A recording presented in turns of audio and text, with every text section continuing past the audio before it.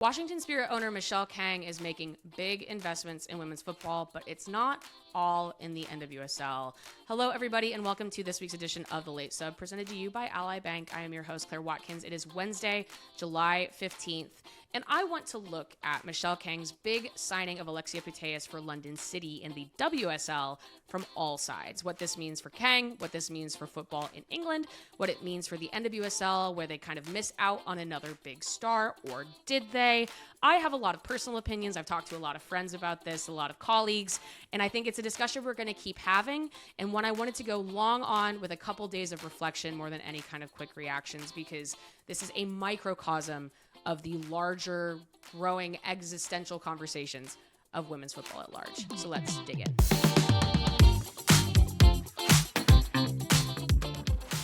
So late last week, high-profile NWSL owner Michelle Kang of the Washington Spirit, a Shield contender this year, as we know, and over the last couple of years, through a huge press conference in New York. You know, we saw media pitches, we saw lots of interviews made available, there were influencers that got invites, big women's soccer moment in New York late last week for both TV and print, huge event, right? But interestingly enough, as we know, this announcement was not actually about the NWSL, the U.S. Premier Women's Domestic League. This big deal event coincided with the announcement that multiple Ballon d'Or winner, World Cup champion, Champions League winner multiple times, former Barcelona midfielder Alexia Putellas will be signing with Kang's WSL side, London City, fresh off their first season in England's top flight. Now, this is a cool signing. We know this. This is neat. I think it warrants all of the attention that it got last week. Also, just the rumors that we've been running with for the last couple of weeks. We kind of saw the writing on the wall here, despite the fact that we knew that Putellas had offers from other leagues, one of those leagues possibly being the NWSL. But also, there's a huge dynamic to this larger signing, to this event, to Putellas, to Kang, that I've been ruminating now on for the better part of this week, and have also had some really interesting discussions with friends in the industry about it, because there are so many different sides to things, so many different points you can make about it. It's such a fascinating microcosm of global women's football to have Kang, who is a multi-club owner, pick up a player of this, even just this really impressive offseason that London City has been having in general, with a lot of very high-profile signings. This project that's being done in England under this three-club empire that Kang has accumulated in just the last 5 years feels like both the past, present, and future of where women's football is going. So maybe to start with sort of unpacking my feelings, my thoughts about it, this was the first thing that struck me when I saw this whole event, all of this going on. I thought it was very interesting, the choice to garner a lot of U.S. attention for this signing. The event is in New York. It's a big co-byline, right? You have this in the Times and in the Athletic. It's a co-byline between their U.S. and their England-based writers. Again, you have U.S. kind of social media-based influencers coming to this event, kind of hyping this signing up. This felt like a play as much for U.S. attention as it was to excite fans in London itself. And as part of Kang's larger project, I do believe that there is a desire for London City to attract U.S. fans who might be looking for an entryway to the WSL at large. And then also maybe that underlines the barriers that London City has developing those local fans to what is a pretty new, different team to kind of what it was historically. I also felt like, and I think a lot of people picked up on this, is that there was some sort of like tacit, very quiet NWSL criticism sort of baked into the whole thing, never overtly stated, no big criticism of the NWSL actually said, but, you know, there was previous reporting, as we mentioned, tying Putellas at very least an interest in the U.S., some of the statements that Putellas herself made about competition and opportunity in terms of moving to the WSL versus the NWSL, and ultimately, the biggest kind of tacit criticism of the NWSL probably is that this huge star, this winner many, many times over, signed somewhere else with an owner who also has an NWSL club. And of course, it brings up these constant ghosts haunting the league we talked about for years and will be talking about for years in this era of women's football transfers, this hope that this will continue to kind of be the booming era of sort of money flowing through women's soccer.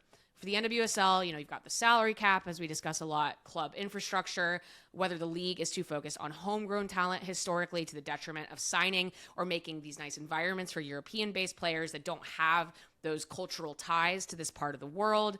And I'm not discounting those problems. We're actually going to get into those in depth a little bit more later.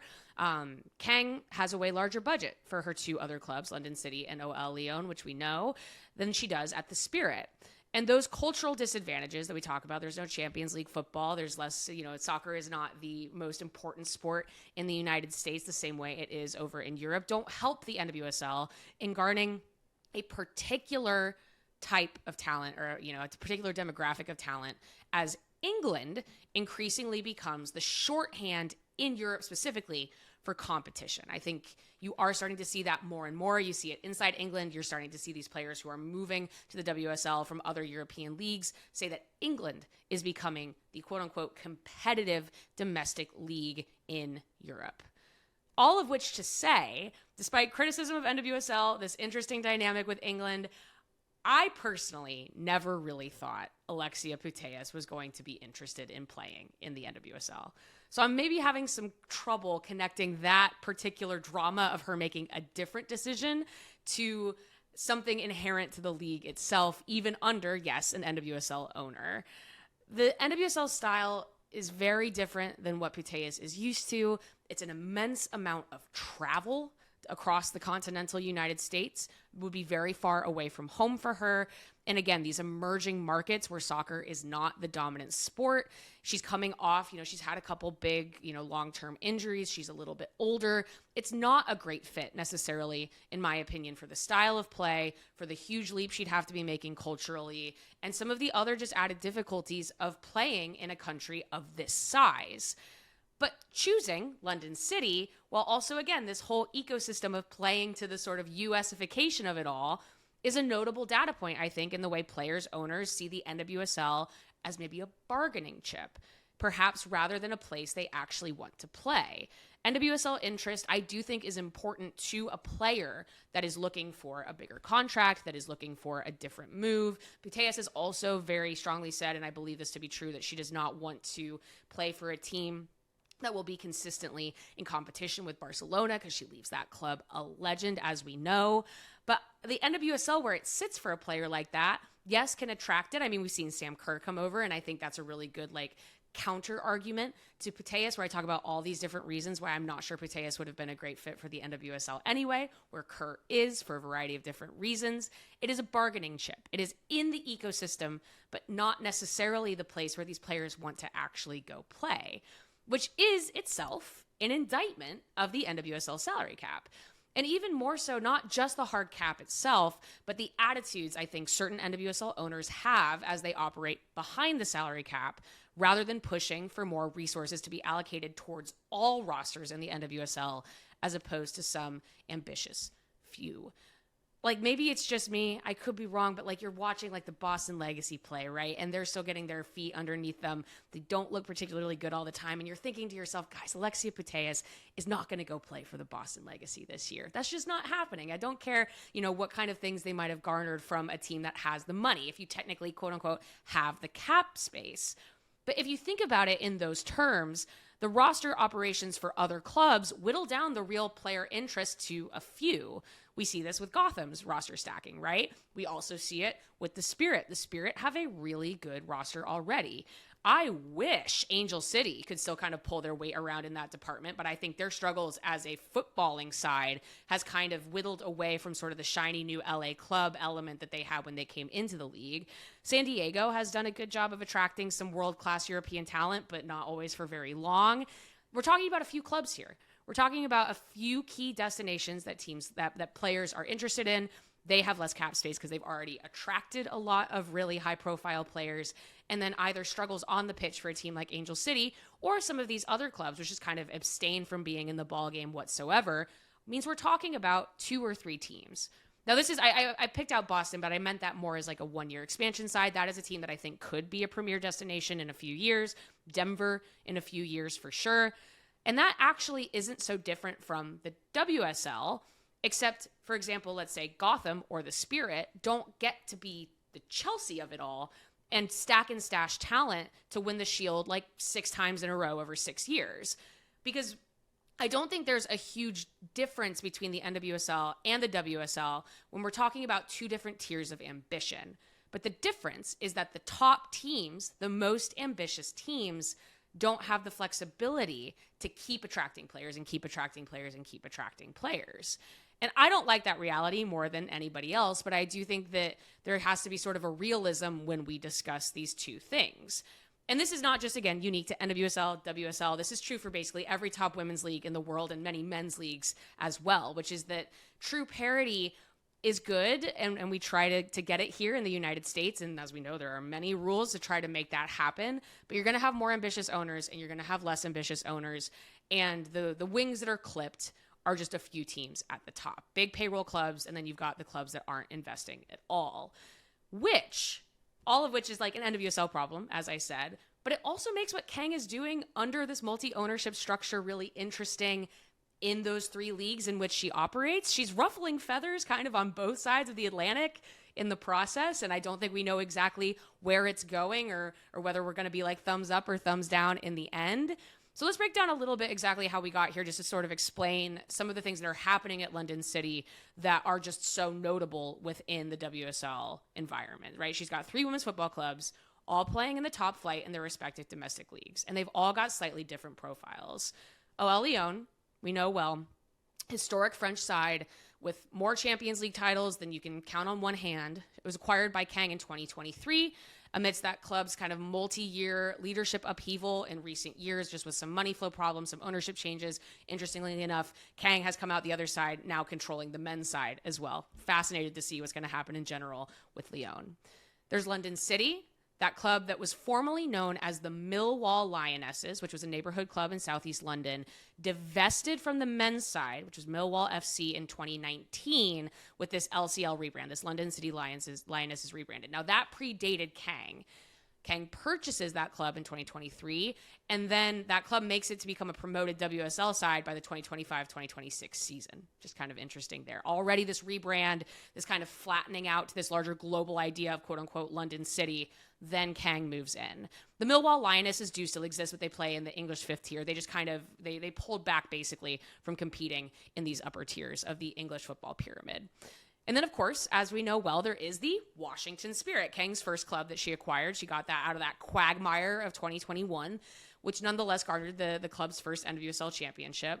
And the 2 dichotomies, I guess, if we're looking on like one side here and one side here, I think you've got Lyon on one side and you've got the Spirit on the other side. And I think those differences are obvious. One is a European giant, clearly needed a resource infusion to kind of retain the head start that they had and the prowess that they've already established, a clear destination for top players, especially those based in Europe. And it has been for decades. This is about maintaining an environment and a culture, a footballing culture in France. The Spirit, on the other side, now not for nothing, one of the founding members of the NWSL, presents a very different look. The women's game, as we know, is part of a much broader sports ecosystem in the States. It's both new and very well established in their own way. They have their own style of play, as we just in general in the U.S., and there's a great popularity through a U.S. women's soccer lens, which is very different than some of the history that we see in Europe, but nonetheless rabid, right? The Spirit are becoming one of the premier women's soccer franchises in the entire U.S. Kind of landscape. And we could even just say just premier soccer franchises in general, not just women's soccer.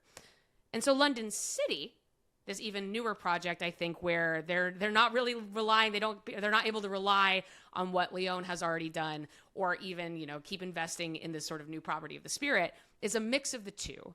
And one that I believe kind of has the most uncertain future, though not necessarily a bad one. I think we're just kind of waiting to see how this sort of breaks out. I think Kang could really make this team work on something of an unprecedented level in the women's game in England in terms of the amount of investment she's put in. But it's very different, I think, than a lot of the other really successful clubs that we see in the WSL. Even to look at that, larger ecosystem, as many football fans know, but historically the best performing teams of the WSL are attached to these men's mega clubs, right? We got Chelsea, Arsenal, Manchester City.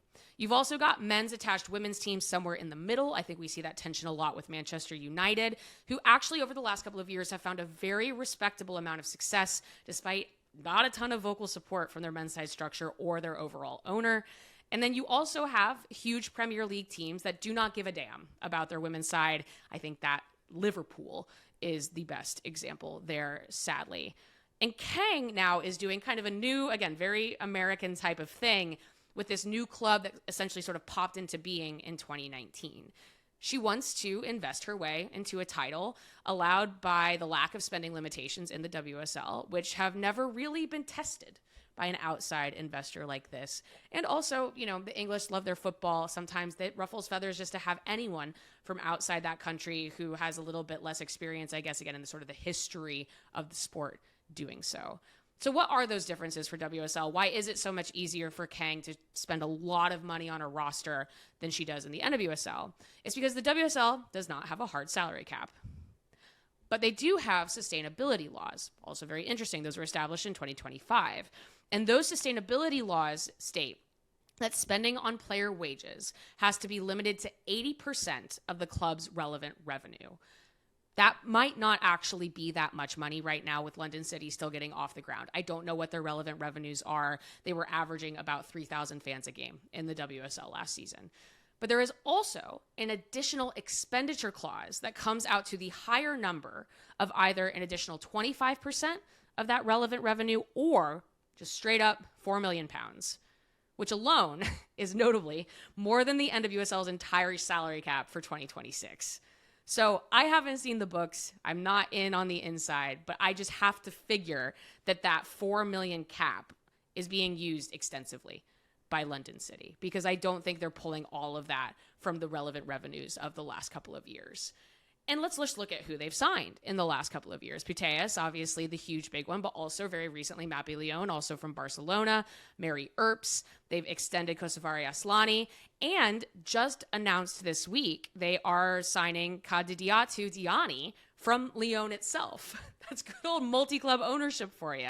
We're seeing a transfer from one of Kang's clubs to another one of Kang's clubs for a transfer fee. They're like, it's all on the up and up. But it starts to feel a little bit like self-dealing a little bit. They say they beat out the competition, but if the competition is themselves, all the better. I know that freaks fans out a little bit. And in this pursuit of both wins for London City and revenues, this signing approach, you're listening to these names, a huge initial investment, not only in good footballers, but also just clear name popularity value. In the sense that I've gotten, I was doing some looking around on social media from WSL fans that are, fans of these established clubs. It certainly seems like London City, for better or for worse, is trying to carve something new for themselves in terms of a fan base in a footballing culture that obviously usually resides in each team's long history within a certain part of either London itself or the country at large. Now, of course, all of those women's teams are much newer, right? Arsenal women's much newer than Arsenal, Chelsea women much newer than Chelsea, but it's a huge cultural advantage that is genuinely earned to be able to rely on that attachment, that club history when garnering a following. And also, not for nothing, as the years go on, Arsenal women also have their wonderful history. Chelsea women also have their wonderful history. We're getting to a point, hopefully, where we're talking decades rather than just, the last 10 years or so. As an American, where we kind of don't have a choice but to make these new ideas work because there isn't this huge footballing history in the US, I'm always probably going to be a little bit more sympathetic to someone trying to build something new because in the States, we literally don't have a choice. But also, I do understand maybe feeling like this outside investment is coming in, is flattening things a little bit, signing really big names, and trying to, again, build something that maybe their fear is that it takes away from the other teams that have built something a little bit more, quote unquote, organically. And so, in lieu of an organic fan base, Kang is doing a lot of these other things to try to drive these revenues. She's signing players with recognizable fan bases of their own, obviously kind of pulling extensively from some of the roster division that you might see that's going on at Barcelona right now. I don't have time to get into all of that. It's an interesting time for women's football in Europe. But then again, you get into these quote unquote US isms that are involved. The US media brand shirt sponsorship, the New York press conferences, this idea of if you're not a WSL fan, but you like what Michelle Kang is doing and you like the Washington spirit, maybe you expand that to be okay, London City is going to be my WSL team from across the pond. They're also reportedly looking into moving into a much larger venue near London club Crystal Palace, which does itself have its own women's team. Like I said, London City was averaging about 3,000 fans a game in their first WSL season. I am positive that the ambitions are much bigger than that. And so it's this idea of like, you take a team, it's got a flashy name, you've got the cool jerseys, you pack it with, all these rosters full of players that you win some soccer games, and then maybe that's where all of that investment builds something sustainable later as you, again, ride the wave of the boom of women's football popularity. And I think, again, every time you look at these cycles, stocking up right before a World Cup year also makes a lot of sense to me in terms of where the popularity is going. And so the big question this year is, can London City leverage all of that into winning football games? And I think there's both some legitimate enthusiasm to the possibility of that and skepticism that it can be achieved as quickly as they would like it to. These are a lot of new players that don't have a lot of experience together necessarily. Again, they're all a little bit older, figuring out what they're going to look like in a new environment. I certainly can speak from the NWSL experience that new teams don't always have the infrastructure that they will have in the future, which isn't always great for players as they come in and need more resources, more recovery resources. I'm sure London City is doing everything that they can. But yeah, some enthusiasm and some skepticism on what this is going to look like on the pitch. And then, looking at all of that, I think there's a good layout for the pros and cons for WSL, for European women's football at large, the concerns that some fans have. But from a U.S. perspective, where I'm sitting here in Chicago, Illinois, how much should this worry NWSL fans that we're seeing this really ambitious thing happening with Kang, but it's not here? And that's the question that brings me to this week's segment, which is Money Moves. This segment is brought to you by our partner, Ally Bank. Ally is dedicated to making it easier to be a women's sports fan, starting with providing the tools you need to spend and save. Ally Bank, member FDIC. So, as we have discussed, Michelle Kang's money is moving all over the map.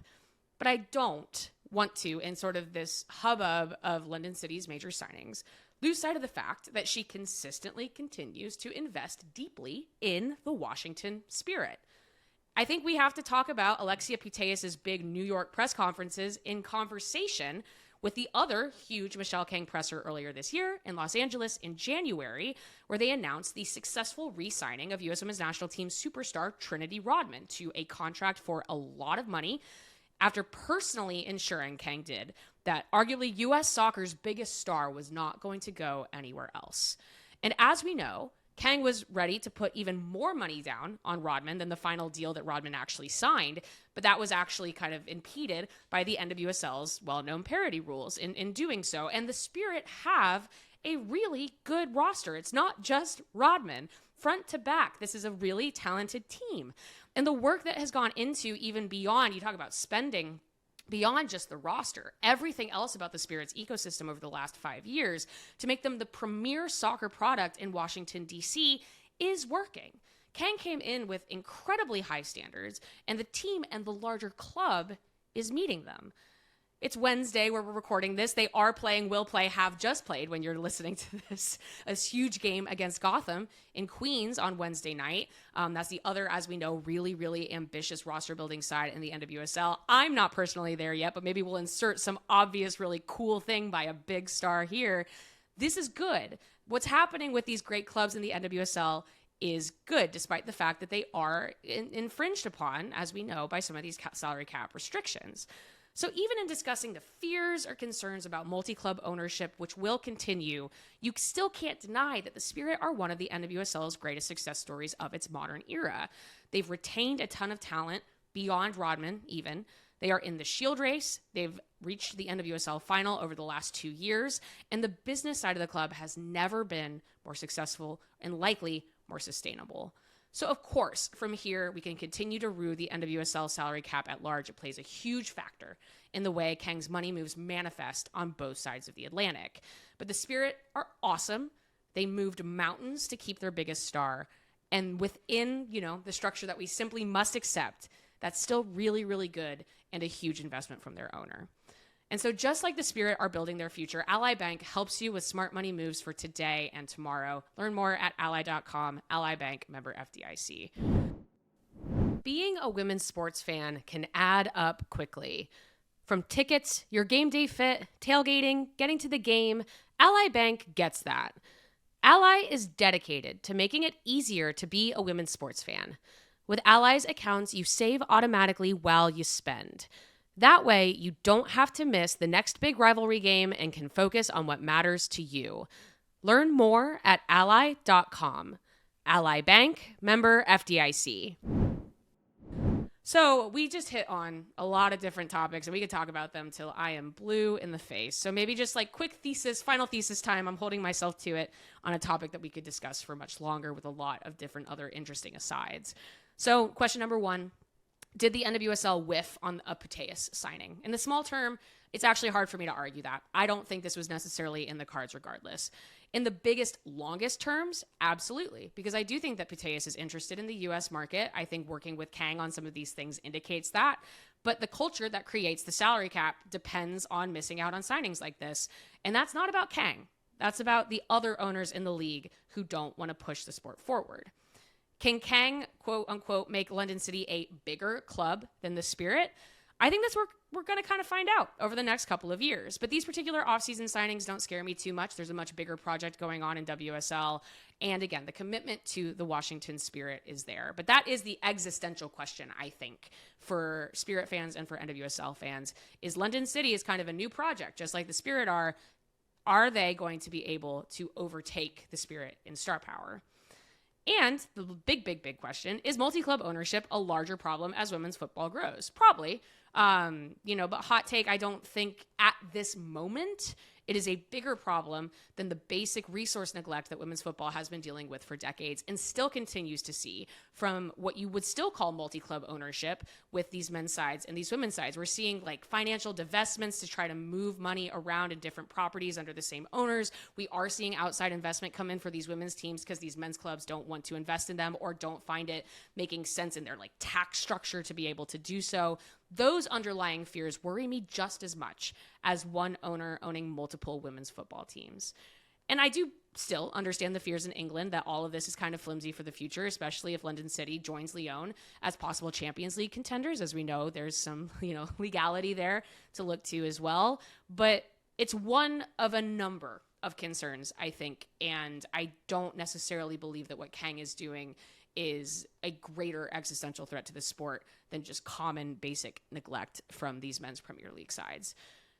And then for NWSL, what is the worry? If I'm less worried about Putellas herself while still railing against the salary cap, what am I worried about? And I've mentioned this throughout the last couple of weeks, which is that the Manaka Matsukubo Chelsea transfer really bothers me. It's those losses. It's the loss of Alyssa Thompson midseason to Chelsea, of Matsukubo to Chelsea, as these larger clubs in England who don't have the salary cap issues cherry pick the NWSL best 11 with the offer of this cultural hegemony, the Champions League football, better wages. That's way worse from a footballing perspective for the NWSL than not being able to sign an older European star. It's not that I don't think the NWSL can't be a buying league. These teams overpay for players all the time. It's the selling culture that bums me out. For players that have a history here, fan bases here, are excelling here in this style of play, succeeding within NWSL competition, and then they're being sold over to Europe, and we don't know if they're ever going to come back. That is the footballing problem for the NWSL. I think worrying too much about the top line can really, avoid having those hard conversations. And when the NWSL does have all of these things and talks about the audience and the fans and the marketing and all of that sort of stuff, rather than talking about the football product, those are the players that are going to keep making the jump. So I really enjoy digging into this topic. I think will continue to do so for a long time. But while it stands, I think there's just a lot of teams to enjoy, and we'll exactly see how this London City experiment plays out once the WSL is back in the fall.